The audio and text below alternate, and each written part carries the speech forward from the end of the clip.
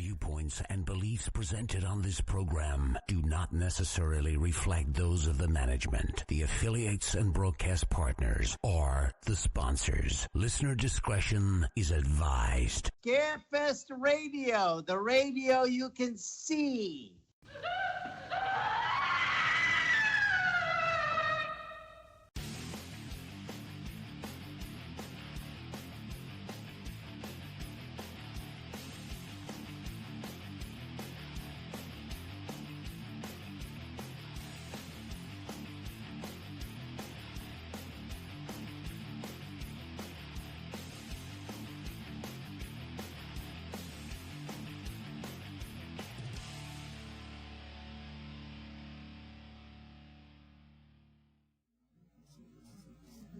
And hello and good evening, everyone, and welcome to Scarefest Television. The original broadcast date, August 9th, 2024. Someone did the math for me today and said we are 10 weeks away from Scarefest 2024, Scarefest 16. So anyway, tonight we're talking, I'll go ahead and, since she's on screen, my co-host tonight, welcome back, Joanna Hochstetter, who's dressed all butch tonight. I don't know what to say. Biker chick. I'll go with biker chick. So yeah, we got that going for us. Our guest tonight is Allan Sircy. Allan is a prolific author. I had no idea how prolific until I saw his setup down to CreepyCon. And so I pulled it up on Amazon. And I'm just going to say it. Allan, I think you're using AI to write this many books. No, I started back in 2019, and I'll work on something for a while, and I'll put it away, and then come back to it. Like this year, I'm dropping 5 books, and 2 of them I started in 2019. I think the other 3 I started in 2020. So I'm always just working on stuff, and I've got, I think, 2 in the works for next year so far. So yeah, I'm always working on something. I was impressed, and nice quality. I haven't cracked open other than just to flip through it. I haven't read it yet. So you might be a total charlatan, who knows. But everybody, at Scarefest, he'll be giving a presentation on grave robbing in the 19th century. So I'm going to start with that angle. When did grave robbing come into vogue? I mean, it's something that went on back in ancient Egypt. I mean, it was China. I mean, it went on for years and for decades and centuries. But in America, I mean, Thomas Jefferson was into it. Benjamin Franklin, they found stuff with him over in France when he was an ambassador. But in America, it really came to prominence, I guess, in the late 19th century, when all these medical colleges started popping up, like Cincinnati, Chattanooga, Louisville, Nashville, New Orleans. It just, all these big cities, they're trying to establish these colleges to train doctors. And of course, if you have a medical college, you have to have cadavers for the kids to dissect. So in places like St. Louis, Chicago, Chattanooga, the laws were written that you got the bodies, you got a few a month from the county. If you died and you were deemed a burden to the county, okay, and no one claimed your body within like 3 days, if you died in a jail or a hospital, the county would take possession of your body after 3 days and then divide them up against all the medical colleges. In some cities like Cincinnati, St. Louis, there are multiple colleges, and it's supply and demand. You have the demand and very little supply. So these colleges would hire grave robbers to go out into the cemeteries and the poor lots or the potter's fields to get what they could to bring them back for the kids. What was the going rate for a body back in the late 19th century? Well, it's the thing is, like, you could work as a laborer at the docks for $20 in 1 week. And that's about $1,200, $1,300 in today's money. Or you can make $40 in one night by stealing 1 cadaver and selling it to the college. So the incentive was there. Now it occurs to me, just because my brain, I'm a capitalist, wonder why the colleges didn't cut out the middleman. I would think a lot of families, poor families, eating moldy bread and, and government cheese or whatever, I would think that if they just put out a call and said, hey, if your loved one dies, bring them by, we'll give you $30. Yeah, it's kind of a weird thing. would you want to take your grandma to the hospital and let them cut her up? For $1,200 goddamn dollars? Yes. Well, matter of fact, I'd probably go up and say, hey, you take walk-ins? Yeah, well, I mean, there's an issue. I think it was in Chattanooga. I found researching that book. There was a guy who took, I think it was his nephew. He died as an infant, took it to the hospital, and the doctor's checking him out, and he's like, checks his pulse, and the baby's got a faint pulse. So they bring him back to life, and the uncle goes back to his sister, hey, he's still alive. Yeah, so they were trying to really capitalize on stuff like that. I can totally. I've been watching Fear Thy Neighbor. I can totally imagine that happening. But yeah, but I don't see where. I'll put it this way, and this might be something that happened because actually I saw it in a movie somewhere. That was kind of the plot behind it. Was the grave robbers couldn't keep up with demand, so they sped up the process. Let's put it. Yeah, who was it? Burke and Hare, the guys in Scotland. I think that was their names. They were doing that. They were robbing the graves, but they couldn't. Like you said, they could never get ahead, so they started killing people. I think it was like vagrants and homeless folks back then, and taking them to the colleges. And there are some instances of that. I think there's rumors of it happening. I think in Cincinnati and possibly St. Louis. But yeah, it did happen. Now, to follow up on the first part of the question, when did it go from being a lucrative enterprise to just being a hobby? Usually the guys they hired were like janitors or people who are war veterans who just needed to make money. They would do it. And like there was instances of a guy named, one of my favorite stories is in my Cincinnati book, Ghost Stories from Graveyard Tales, Cincinnati, a guy named William Cunningham. They called him Old Man Dead or the Ghoul. There was one night he raided a cemetery. I think he got either 13 or 16 bodies. And that's a hefty sum, right? So he took them to the medical college. And usually they drop them off there. They put them in a shaft or by the back door because the administrators wanted nothing to do with it. They out of sight, out of mind. They wanted the bodies. They didn't want to deal with them firsthand. So Cunningham, he dropped the bodies off and he went to get paid the next day. And hey, we got a problem. These are 16 smallpox victims. Get them out of here. He had to take them all back to the graveyard. No backsies.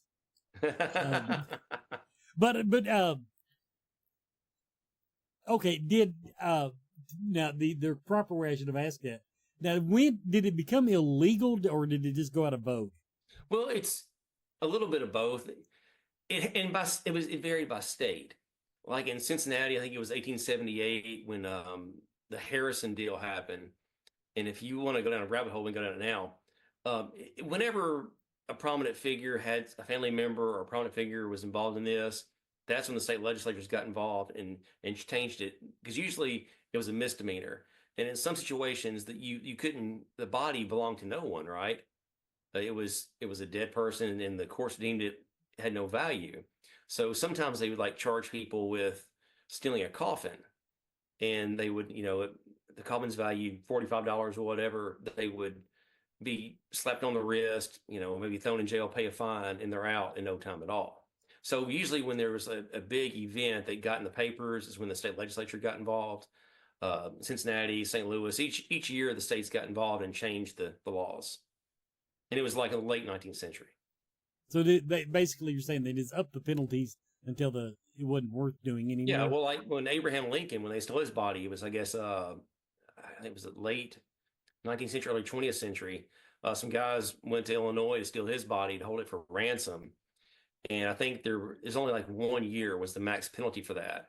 Well, after that happened, the state legislature got involved and changed it to a 10-year minimum. So, like I said, like when a prominent official, his family got involved is when they upped the ante on the grave robbers. Joanna. Yes. So, grave robbing in the 19th century was not exactly what I first imagined when Wes told me the topic. I'm thinking, oh, these are people that are, looking for jewels and valuables that people are buried with. And I was like, oh my gosh, they're actually stealing the dead gun body. So this is a total new concept to me. So I guess what I'm wondering is I see that, it's mainly for medical students. Were there actual people, though, that, kind of almost like a dark web thing, they wanted more like celebrities or famous bodies or organs, like, were there collectors or buyers in that regard? Well, I mean, in the past 10 years, I think Harvard and Massachusetts, they had an issue where someone, when they were donating, families would donate the bodies to the college for their medical department, somebody in that department was selling parts like on Facebook and through PayPal, and the government got involved. And that was just a few years ago. You can Google search it. Um, but a lot of times they would try to get him for ransom. There was a guy in New York City. He was AP Stewart. He was a very prominent citizen. He's one of the wealthiest men in New York City when he passed away. I think it was late 19th century. Well, they buried him, and then I think 6 or 9 months later, night watchmen's walking through the St. Mark's churchyard in Manhattan, and they find that his tomb's been disturbed and his casket's gone. And what happened was some guys came in there and they held it for ransom, and they sent a letter to his wife saying, "Hey, we want so much money to get the body back." And of course, being one of the wealthiest men in New York at the time, his widow's got plenty of money. And it's kind of, no one really knows what happened. There are reports saying that, yes, she paid the ransom and sent her nephew to go pick up the body from the grave robbers. His best friend and business partner said, no, it did not happen. He would not allow that. So, yeah, like with Lincoln, they were trying to hold him for ransom. It was a bootlegger and counterfeiter. And the U.S. government arrested his best counterfeiter. The guy made plates to print currency. So he wanted to barter Lincoln's body to get his counterfeiter out of prison. Plus, I think it was $200,000 in gold, which would be several $1 million in today's money. Oh, wow. My gosh. Yeah, it's totally new to me. I had no idea. I was like, wow, it's very interesting. And it's a rabbit hole that I never thought I'd go down. I write about ghost stories. I started writing about ghost stories, and occasionally I'd find a galvanism story, which is reviving bodies with electricity. Once Mary Shelley published Frankenstein, all these doctors and crackpot scientists in the 19th century thought, oh, I can do it too. So I'd find stories like that, and I'd include those in my book. Happened in South Nashville, Franklin, St. Louis, Chicago, New York, Knoxville. It was a thing. So I started writing about that as well, and including, in addition to the ghost stories. Occasionally you find a vampire story like in St. Louis or New Orleans, witch trials. That's all fun and games. But this rabbit hole I fell down in the Midwest with this grave robbing, like I found this thing called the Harrison Horror. And you think it's like a roller coaster. You're on this loop-de-loop and you think you're done, and like, no, you're going way back over here. And it involves United States presidents, British spies, and grave robbing is nuts. And people don't realize how crazy it was back then, but the times were tough. Everybody's poor, and you can make this money, and the shenanigans is just off the charts. Yes. Yeah. Super, super interesting. But I've got to say, I am much more familiar with these, and I see the same picture right behind you. So of course I had to pick up the Ghost Stories and Graveyard Tales from Kentucky, and I haven't got all the way through it, but the only place that I've been through so far is Octagon Hall, or I think it's referred to also as the Andrew Jackson Caldwell House. And I thought that was awesome that you kind of saw something out of the corner of your eye, because I'm not sensitive to those things. I felt something when I was in there. It's like, it feels really heavy, like something is not okay in here. So I'm super excited to read the rest. There's so many other places. I'm like, oh, Mammoth Cave's in here. And I was going through it and I'm trying to understand. So do you actually go investigate every single one of these sites? Yeah, I mean, where I can. Sometimes it's old archives, old newspapers, like the grave robbing story in there. That took place back in the 19th century. I didn't go to that physical grave site. I just kind of dug around and got to the bare bones of the story.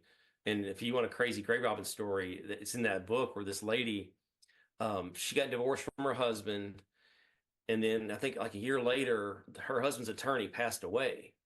And after the service, there's a lady walking around the cemetery asking, hey, is there a guard here? Hey, what's the hours for the cemetery? People are kind of watching her. Well, his body goes missing. While she's divorcing her husband, she fell in love with that attorney, and she went and she stole his body. It's nuts. Oh my gosh. Yes. True love is dead, right? Right? Okay, I can't wait to get to that one. But Wes, is it time for a commercial? Yes, it is. We'll be right back with more Grave robbing. The Bombs is a 2024 Scarefest weekend sponsoring vendor. The Bombs makes bath and body products for everyone. Ashley Dobbs makes unique small batch hand-painted bath bombs, plus sugar scrubs, whip soaps, and body oils. Find the Bombs on Facebook and at the monthly Central Kentucky Mystical Market in Lexington. Scarefest weekend sponsoring vendors make the event happen. Be sure to tell them that you heard it here on Scarefest TV. Tuesday's Crypt features deals with talents in the horror community, from mask makers, sculptors, artists, and more. Plus, podcast Live in the Crypt, shooting the shiz with BK and the Swag, and BK and the Bees, Horror Buzz. Visit their website, join their Facebook group, and thank them for being a Scarefest sponsoring vendor.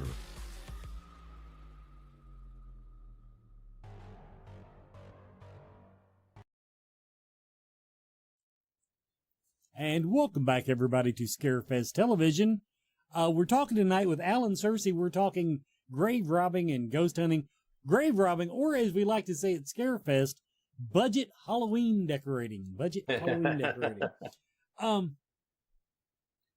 Now I kind of gave Joanna permission to go down the ghost hunting route, so I'm going to try to keep on topic here with the whole grave robbing scenario. But now I'm out of questions. That's about all I had wrote down. What? So I'm going to go back history-wise a little bit. What? You kind of touched on it there, but okay. Author, gifted author, got your book right here. Okay, wrote a lot of books. What took you down the avenue? Where'd you get your start writing these kind of books? I guess that's what I want to ask. Oh man, it's a long story. We got 45 minutes left. Okay. Well, years and years ago, my wife took me to Savannah, Georgia, kicking and screaming. I didn't really want to go. I wanted to go somewhere else, see a ball game, go to the beach, whatever. So we get down there, we go on a ghost tour, and I was just blown away with the correlation with the hauntings and the history and just tying it together. That just kind of blew me away. I thought it was gonna be something kind of silly and hokey, and I was just really intrigued. And I enjoyed how they put things together for you. They didn't tell you that it was haunted. They explained why. And the history and the why is what I really thought was fascinating. So we went back a year later and we did another tour. We paid $40 or whatever. It's kind of expensive. It went to like just 3 or 4 places. It's kind of a rip-off. So my wife told me, she said, someone should get an app and put all the haunted places on there for $2. And so she kept bugging me like, you need to do it. I'm like, well, I don't know how to code. So that Mac I was telling you about, I bought me a Mac and I taught myself to code and I made an app. It's called the Savannah Ghost Map. I got bored that summer, made one for Nashville. I made one for New Orleans, St. Augustine. I kind of traveled around Boston, Salem, and just made an app with the haunted places on it. So flash forward to 2019, I have a little boy coming in 2 weeks. My wife, there are some issues with her job. Her VP closed her division. So I was trying to think, what am I going to do? I was praying about it, listening to some podcasts, and I said, well, you're never too old to go back to college. So I'm like, well, I'm in my 40s. I can't go to college, but I have this education for haunted places. I'll write a book. So it sounds easy, right? Well, I wrote the book Goes to Gallatin in 2019, and it was really well received. It kind of blew me away that people thought it was fun and cool with all the history and the hauntings. And here in Tennessee, there's just a lot of history and stuff to draw from, the Civil War, slavery, Native Americans, fires, and I did one for Gallatin, then went to Murfreesboro, which is the only city in the country with 3 Civil War battles. I did Franklin, and I was just off to the races after that. Like I'd get up early and I'd stay up late, just read on newspapers, and then my free time I'd go to historic sites. And I tell everybody I have no life. My wife hates me. It's just what I do. Now having got that background, now I'm gonna bust your chops. Because, Okay. and I brought this up when I was talking to you in Tennessee. I don't believe there's anything in this book about my favorite haunted location, the Ross Opera House in Cynthiana, Kentucky.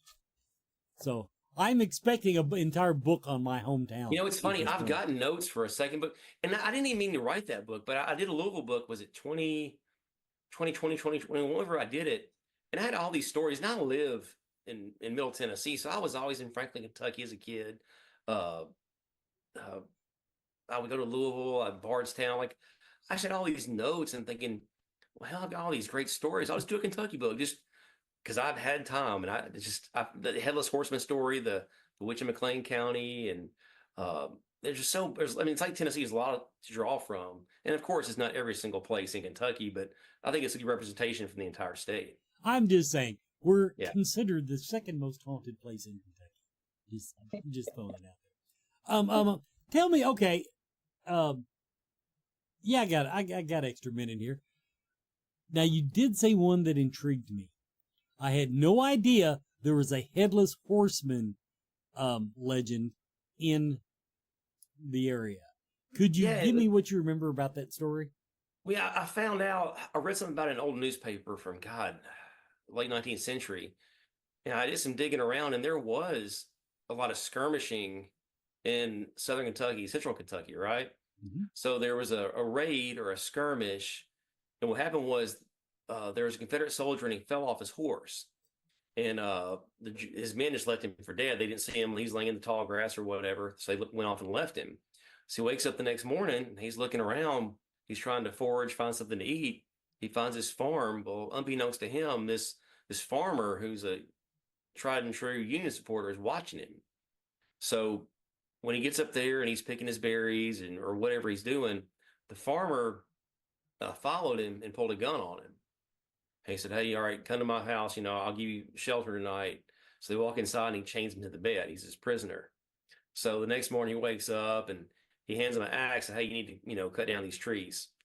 So the prisoner realizes, "Hey, I'm going to be his slave. I have to do something." So he takes the axe and he draws back, and the farmer pulls out a gun and shoots him. So he falls to the ground, but he's not dead. He kind of catches his breath, and the farmer goes to shoot him again. His gun jams. So the soldier reaches for the axe, but the farmer got to it first and just one swoop and chopped the guy's head off. Well, then people in the area, the farmers there, would see a headless horseman or a headless man riding in the fields there. And it got to be like a known thing, or people were joking about it. This one guy was pranking his buddy out there one day. He was out there, he hid behind a tree and was hollering, and his buddy rode up and he went and jumped on him. He thought it was the headless horseman. It was like a legend in that part of Kentucky. Wow. Yeah, give it to Joanne. That's a scoop for me. This is important. Joanne, over to you. No, that is super awesome. I didn't know we had a headless horseman. That's freaking cool. So yeah. Can't wait to read about it. So for all these, so many different cities and towns and states that you've gone to, so ones that you've actually gone to and researched and maybe even investigated a little, where has been just your favorite that just really speaks to you? Well, man, I've had so many weird things happen over the years. My favorite, well, not my favorite, but just one of the strangest things that happened in Franklin, Tennessee, on the square. There's a building. If you guys been to Franklin, Tennessee, it's where the Starbucks is. It's called the White Building. Well, it was built in 1910. It was a doctor's office, but unfortunately, the doctor who built the building, he caught some kind of disease from one of his patients, and he passed away like almost as soon as the building was built. Well, before that building was built in 1910, it was an old mansion. Well, the Battle of Franklin happened 1863, and 20,000 Confederate soldiers had a full frontal assault against some 20,000 dug-in Union or Federal troops. So it was a bloodbath, one of the bloodiest battles in the war. After it's over, all those men go to the square in Franklin and look for hospitals. Pretty much anywhere that had windows and had good light was a hospital. So this big mansion there on the square, it belonged to a businessman. Well, that night it became a hospital. So flash forward to 2020, whenever it was, I was there working on the book. So there's three buildings in this building, in the White Building. There's a Starbucks in the corner, there's an eye doctor in the middle, and a mattress store on the right. So Starbucks is saying, "Hey, there's a bugler in our basement." The eye doctor said, "Hey, we saw a drummer boy in our basement." The mattress guy is saying, "Hey, something's in the basement. I don't know what it is." So a buddy of mine named Mark Walsh from Rutherford County Paranormal, he's been doing investigating since like the 80s. He's old school. He's got thousands and thousands of dollars of equipment. So we're down there in the basement of the optometrist right there in the middle. So we have it's a geoport. If you're not, it makes, I'm not sure how it does. It scans the waves or whatever, but it produces words every now and then. So we're down there in the basement, nothing. I get out my phone and I play the Battle Hymn of the Republic on YouTube. Everything goes nuts. EMF meter's going nuts. His echo box is talking, or Geoport's talking. So we go upstairs to the observation room where the doctor had heard somebody talking or whispering in his ear. And it's the same thing. We're just getting nothing. I pull out my phone once again. I play the Battle Hymn of the Republic. Everything goes crazy. So finally, the lady who works there in the building, she said, "What's your name?" And out of this Geoport, it goes, "Drake." She said, "Did you say Blake or Drake?" It went, "Drake," a second time. So she goes, "Did you say Drake?" "Yes." So 3 confirmations, and I'm trying to debunk all this. But I can't.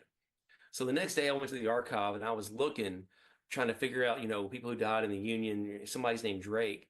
Well, Thomas Jefferson Drake was a drummer in the 10th Ohio. He would have been playing that song as he marched to wherever he was going. So if you go on findagrave.com, you'll see a picture of Thomas Jefferson Drake and the drum that he had when he died at the Battle of Franklin. I can't say for 100% certainty he died at that location, but it's just so weird that Drake 3 times at that one spot and he died in the Battle of Franklin. Who knows? Oh my gosh, that is Yeah. freaking incredible. I'd be so excited. So, what other locations have you had like confirmations like that at? Oh, let's see here. Oh man.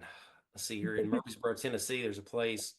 It's called the Childress House. It's like an Airbnb now, but it Mhm. belonged to the Childress family. And Sarah Childress Polk was the wife of James K. Polk, our 11th president. The house belonged to her brother. So I remember we were in there one night and he had his Geoport, and I said, "What color is Mark's shirt?" "Black." As clear as day on the Geoport. I mean, I've got a million stories like that. I'm just trying to think. And you put me on the spot. It's hard to think. Yeah, I do that. I'm sorry. But we're just so excited. Well, another really weird story. There's a place. I have a friend of mine. She's an empath. Oh, She can't see a spirit, but she can feel and sense them. I'm not sure how it works. I'm not on that wavelength. But I took her in this building where they say there are children on the 2nd floor. It's in Gallatin, Tennessee, where I live. And so we're walking upstairs to the 2nd level, and she sticks her hands out and she takes off running like something is leading her by the hand. So I said, "What are you doing?" She said, "Well, there's a little girl here trying to show me something." So I said, "I'm trying to debunk it." Like, "Well, have her show me too." And then I start scratching my hand. She's like, her eyes got real big. She's like, "Oh, Allan, she's holding your hand." I didn't see it, but my hand was itching. It's weird. oh my gosh. No, that is so incredible. Oh, Yeah. I know I'm jealous. I wish I could have, I never get experiences like that whenever I go. I'm like, oh, I love it. But so with all the ghosts, I have to ask, have you been anywhere where you experienced something that maybe wasn't a ghost, maybe more demonic? I don't know. In my Louisville book, I had an experience in broad daylight at Waverly Hills Sanitarium in Louisville. Mhm. That's kind of like the mecca for the paranormal. Um, I was walking around. I can't remember what floor we were on, but I looked back, and if you've been to the sanitarium, it's an open air. There's a lot of light during the day. I'm looking down this corridor, and one of the rooms, maybe 2 or 3 rooms back, just turned black. And I sat there for a second, and it kind of started gradually turn, back where I saw the light again. So I asked the guide, I said, "Did you see that? It turned black. That room was pitch black, but now it's light." And she's like, "Honey, just weird things happen. I can't explain it." So I started digging in, and I talked to some old guides who worked there for years, and they were telling me there's an energy they call Big Black, and things like that had happened. And there have been guides that Big Black had overtaken them, and like they've been working, and they wake up like in 24 hours have gone by, and they'd be at their house not knowing how they got at their house. So the Big Black thing is a legitimate thing at Waverly Hills. Ooh, yeah, that sounds pretty freaky. Yeah. A little nervous there. Oh, goodness. Oh, Wes, is it time for another break? Yes, it is. We'll be right back with more Scarefest Television. Are you a fan of horror movies, books, comics, music, and collectibles? Roomorg magazine is for you. Subscribe today to receive 6 or 12 print issues annually and join me, executive editor Andrea Subasati, on an ongoing journey through the horror genre of the past, present, and future. Plus, get access to unmissable special editions such as A Century of Witches, 50 Years of Gore Cinema, British horror movies, and so much more. Rue Morgue, the world's premier horror and culture and entertainment magazine since 1997. Accept no substitute.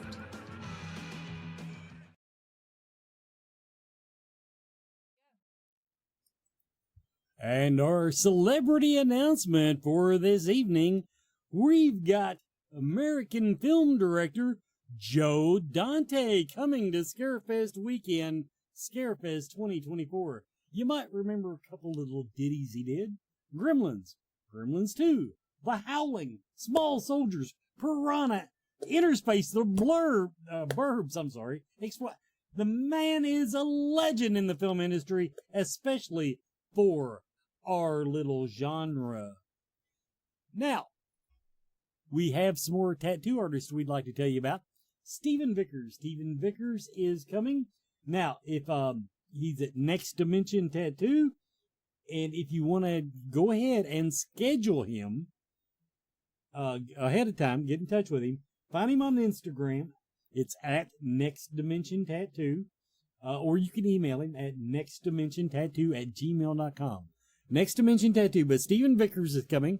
And also Kyle Fultz. And I hope I said his name right. Kyle Fultz, also from Next Dimension Tattoo, will be at Scarefest doing tattoos.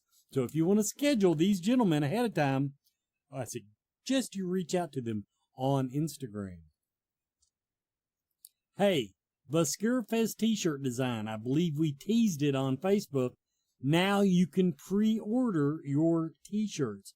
If you are, of course, if you get a VIP golden package or whatever, yeah, you get a t-shirt. So yeah, but this is for everybody else. This is for the other 39,500 people. We can get you set up with a t-shirt. So yeah, if you want to pre-order those for pickup at Scarefest, though that is allegedly already online. So you can go to scarefestweekend.com and select that and get that ordered. Also, our ghost hunt, last time I talked to Adrian, has not sold out. We were about the 50% mark, and I'm going to harp on it because you dudes, that was your number one request. You wanted a celebrity-led ghost hunt at Scarefest. That was the after-hours event that you all voted on. So I want to see it sell out before the podcast with Daniel Harrison, Scout Taylor Compton. I would just rub Brandon's nose in that so much if y'all would do that for me. So just, yeah, go ahead. Okay, hey, this weekend, if you're not busy, check out the Rewind Time. Find it on Facebook. Rewind Time Toys and Collectibles Show at Clarion Hotel North in Lexington, Kentucky. That's 1950 Newtown Pike. If you're a Scarefest fan, you know where the Clarion is. But if you're in Lexington area, check them out. This is a toy and collectibles show going on tomorrow at the Clarion. Find them on Facebook for more details. We're in the people, it's down to the last couple of weeks. You have 2 more weeks if you would like to enter a film in the Scarefest Horror Film Festival. So if you know an independent filmmaker who's got something that's ready to go out, that's ready to be judged, ready to possibly get a showing at the Scarefest, the time is nigh, as they say.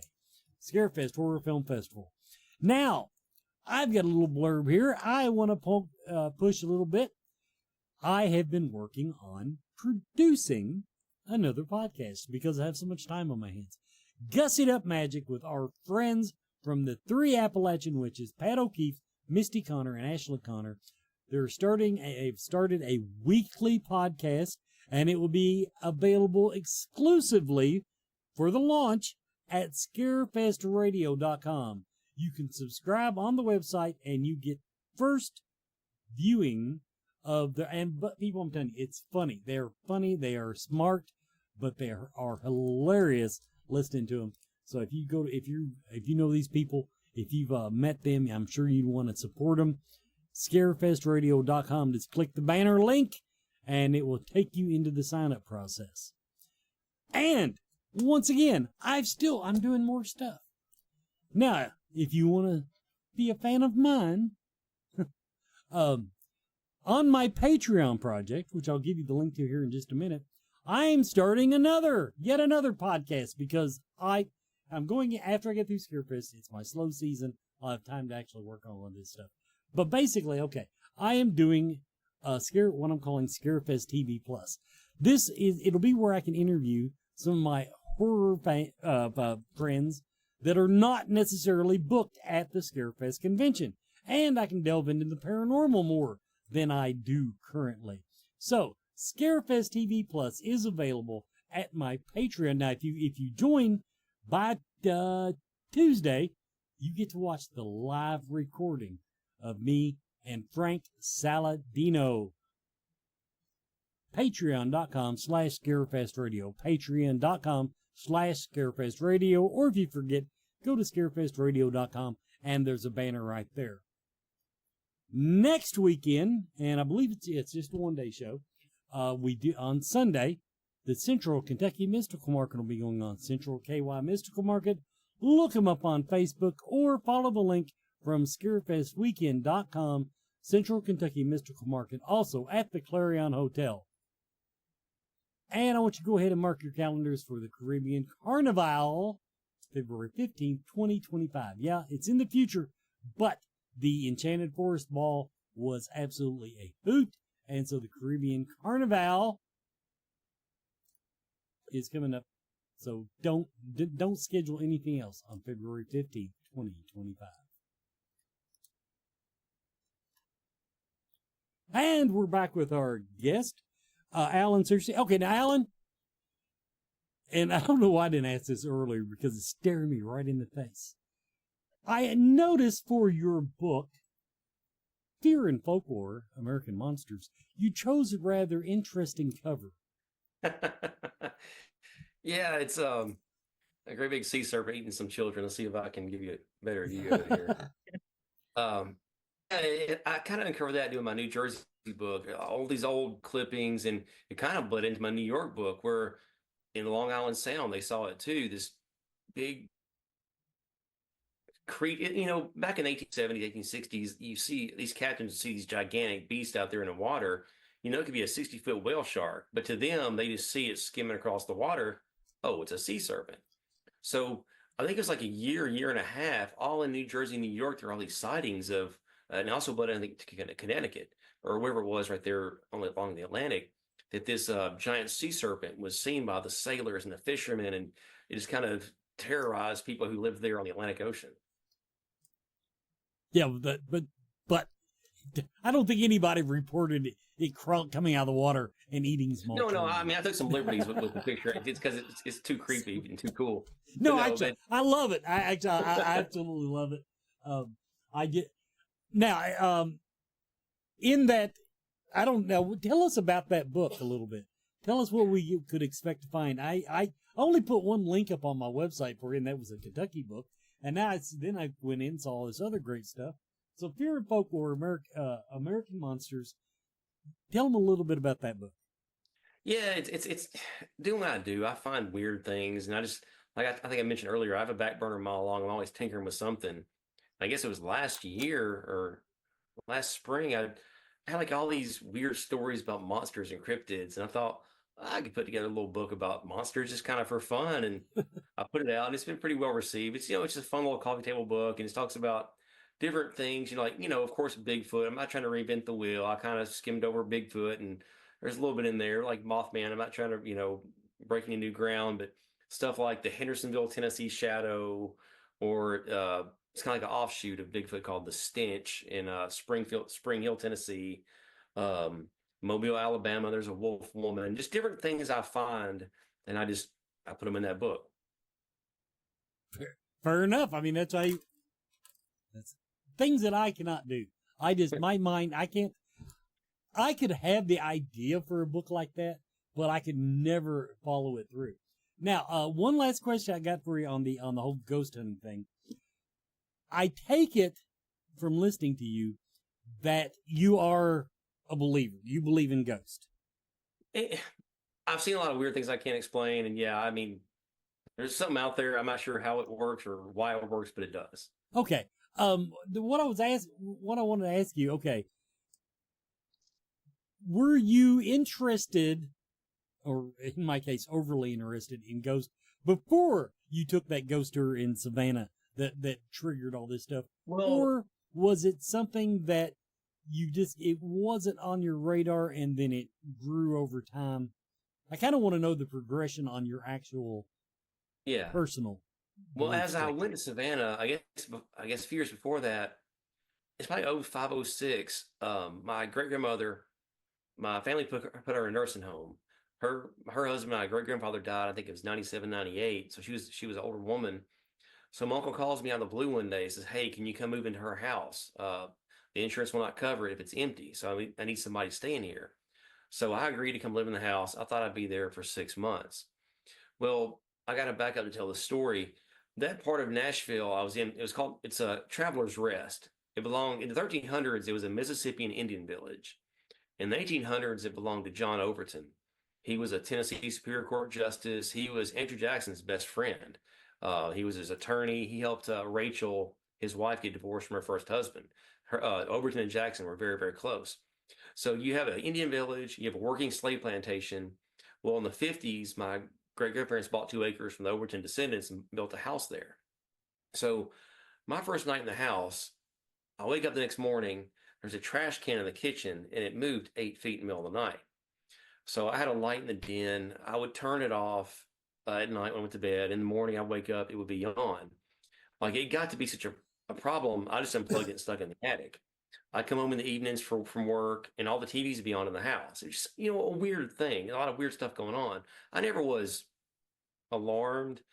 Uh, so one day I hopped the fence and I walked over to the mansion, and I spoke to someone there and asked them, "Hey, is anything going on here? Weird things are happening in my house."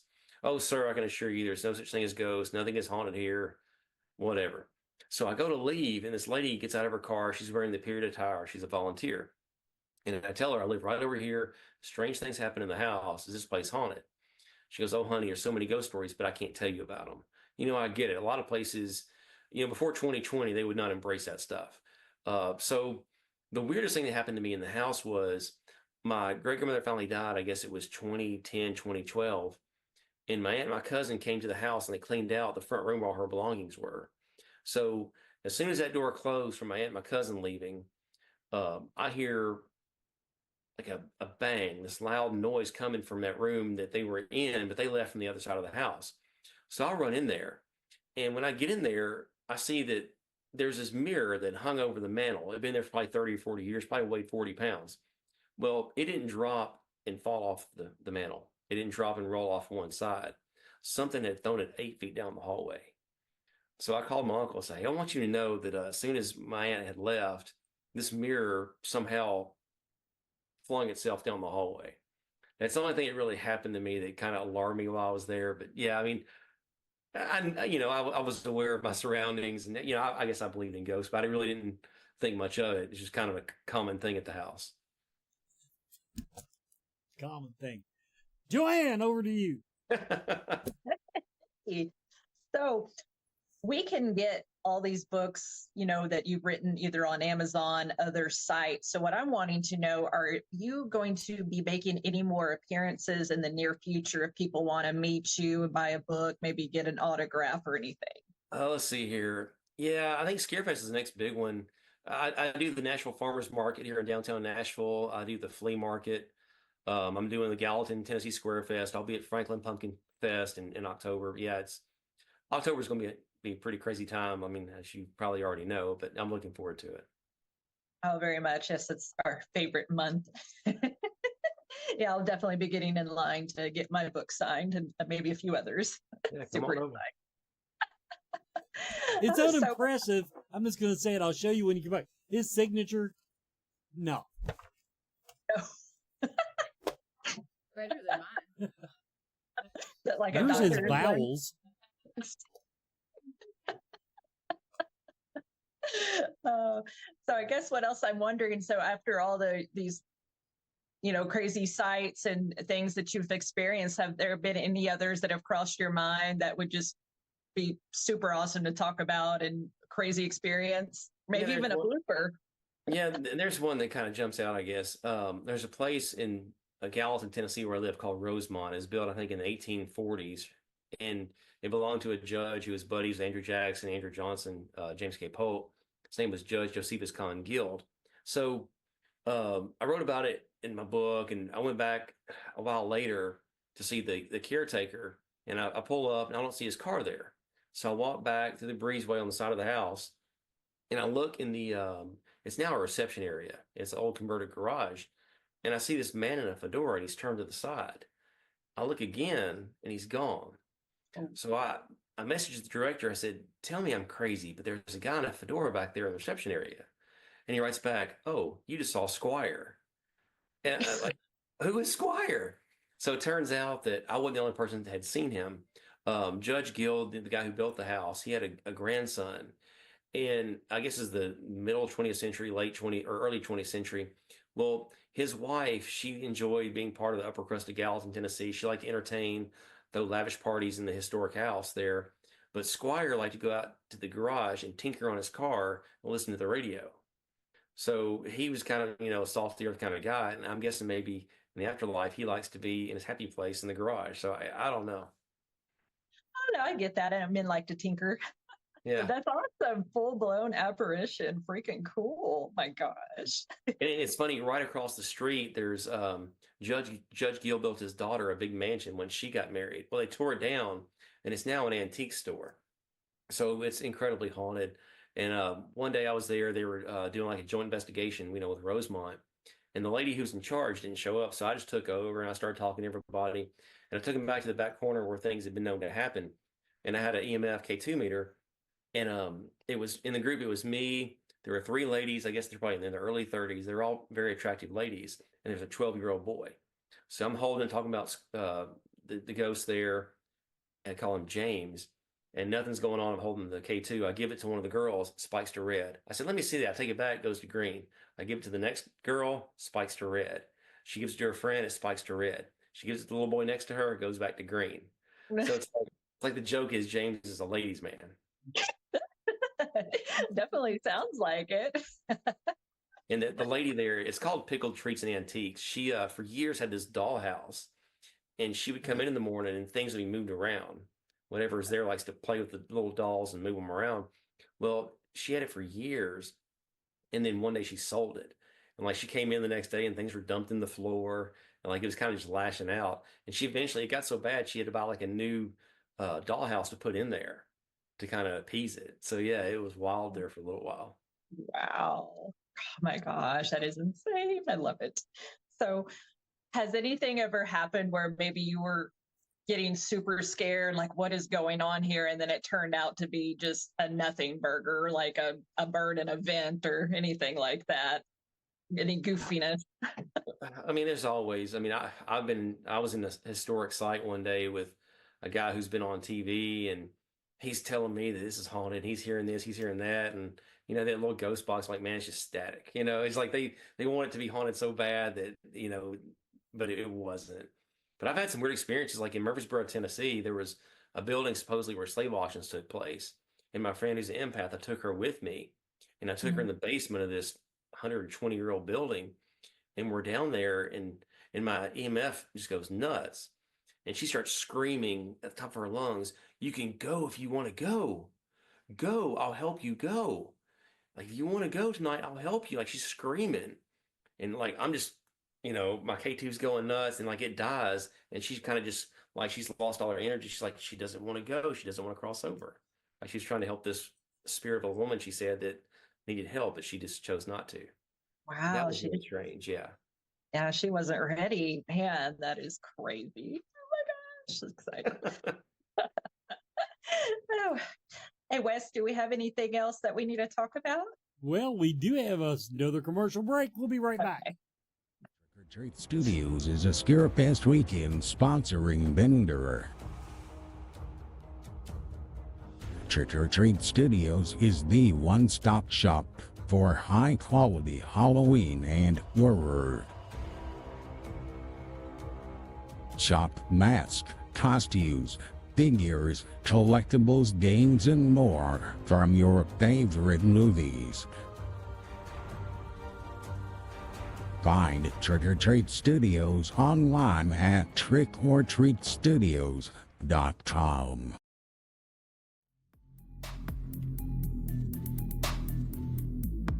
Joel Robinson Art is a Scarefest weekend sponsoring vendor. Joel Robinson has been the official Scarefest weekend artist since its beginning in 2008. Joel is a movie cover artist and a Universal Monsters artist. Visit Joel for posters, canvases, t-shirts, purses, and backpacks. Visit Joel's Etsy page at joelrobinsonart.com.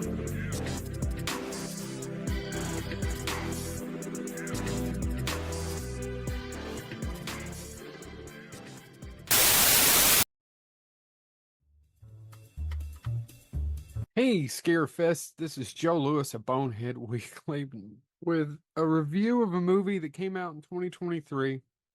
I started maybe 5 months ago, couldn't get through it, and came back to it and enjoyed the third part of it a little bit more.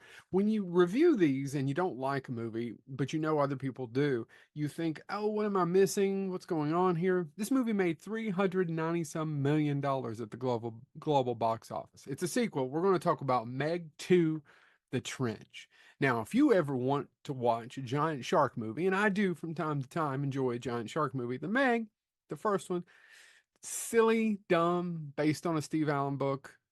I've never read it, but there is a scene in the original book where the book opens up and there's a T-Rex on the beach and a Meg comes up on the ocean and eats the T-Rex. That's in Meg 2. They had the good common decency to do that.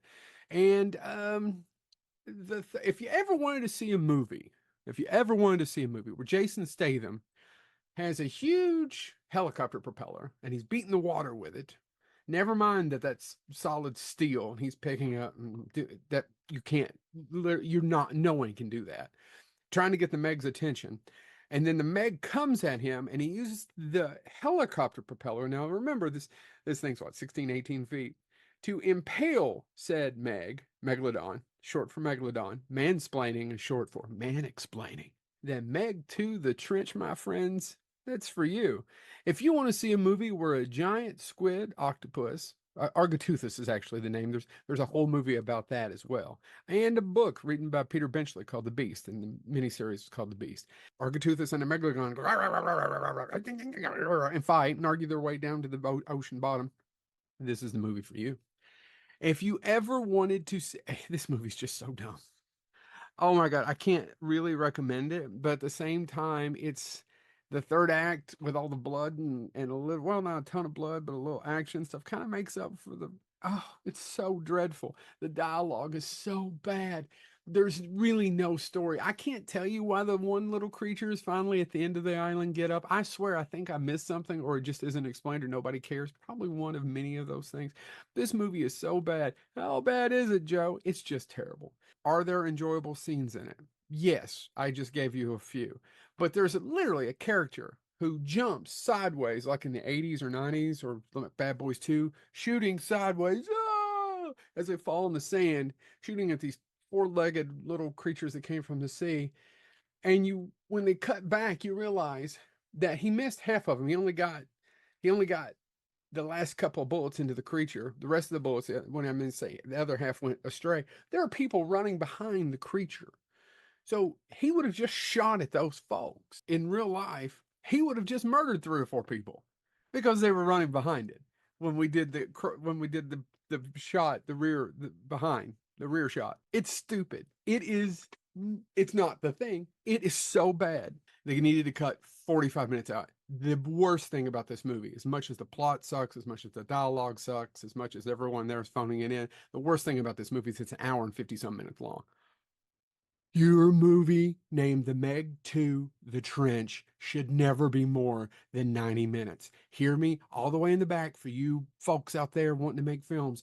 If your movie's called Meg 2, The Trench, 85 to 90 minutes. Actually, I prefer 80 to 85. And then you have all that rah, rah, rah, rah, at the end, and everybody goes, "Oh, that was stupid. Yeah, that was funny. Yeah, why didn't he shoot the people?" And then it's awful. But there are some things, if you can make it to the third act, that are kind of enjoyable in the first 5 minutes. Should you see Meg 2, The Trench? Up to you. You like looking at Jason Statham? I mean, he's not done anything for me. I don't like bald guys. I'm joking. Or am I? This has been Joe Lewis of Bonehead Weekly. Meg 2, The Trench. Ah!